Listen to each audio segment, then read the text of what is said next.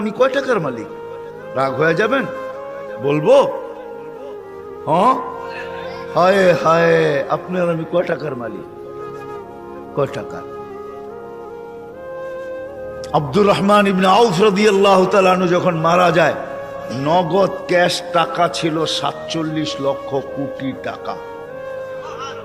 কত? জি, আপনার বাজেট এবার কত হয় দেখেন।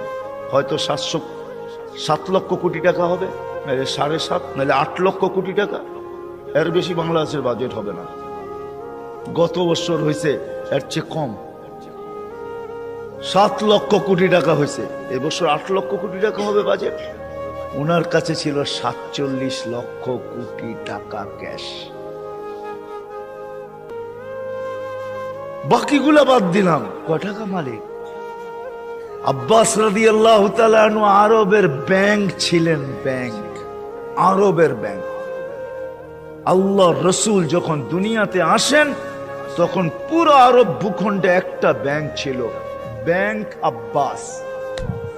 আল্লাহ রসুলের চাচা বিদায় হজের দিন আল্লাহ রসুল বলছে, চাচার যত সুদ আছে সব আমি মাফ করে দিলাম।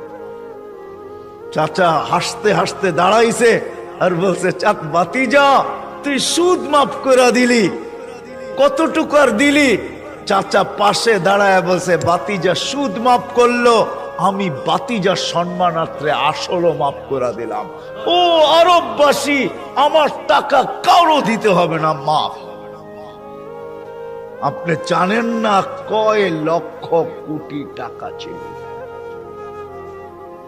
আমার কাছে হিসাব আছে কয় লক্ষ কোটি টাকা ছিল। আপনার আমি কয় টাকার মালিক?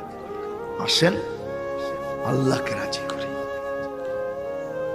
কি দিবে? কি দিবে? কাকে কি দিবে?